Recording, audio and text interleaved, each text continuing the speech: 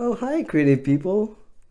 I've been working on this revolutionary tip I've been perfecting on the past few days. Want to hear it? Sure? All right. Get ready for revolutionary tip number 47. Let's begin. All right, for tip 47, we're working with watercolor. Now, what we want to do is, first of all, we want to make sure the paper is fully soaked. If you're not using with a freshly wet watercolor, go ahead and spray it with a spray bottle. See, like this small size spray bottle I use here. And make sure the artwork is fully soaked. Now what we're trying to do is make the textures pop. You notice how these colors look a little flat? And what we're going to do is, I'm sure some of you heard about using salt for textures, and most people use rock salt. But you don't need to waste money on none of that nonsense. I just use regular iodized table salt. And what we're going to do is very gently sprinkle some, we're going to try to make the background textures pop. And very gently sprinkle some salt on the background texture like so. See? It's not too hard. Easy, right?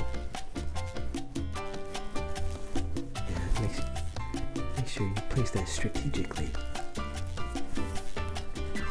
You know what? Why not we just go ahead and then add it to the figure as well. So reproduction of the Mona Lisa. We're trying to create our own masterpiece here. Let's add a little bit more. You know what? In all these years I've been doing art, I've learned that art is not something you're going to do half-assed. You got to go all in. So we're going to go ahead and just dump this whole thing on here. Just dump it out, fill up the whole thing, like so. Yeah, that's how you do it. Then what we're going to do is just wait a little bit, wait for the salt to dry, and come up and check out how the texture looks. Let's zoom in a little bit here. Check that out. Alright.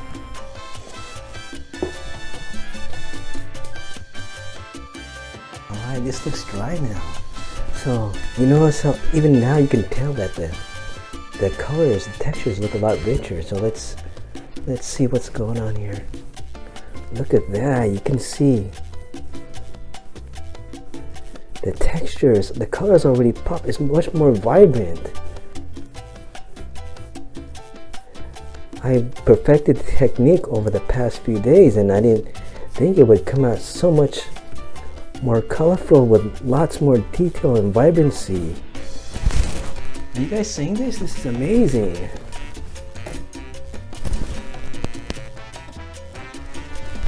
Getting so excited I'm actually hitting my stand of the recorder, but look at that.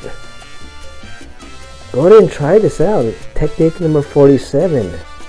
And that's your revolutionary art tip of the day.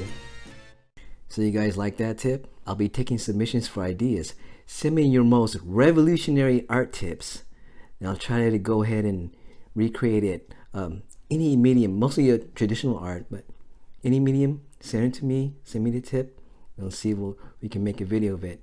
And remember, art revolutionaries, always create, never hate. Until next time, bye.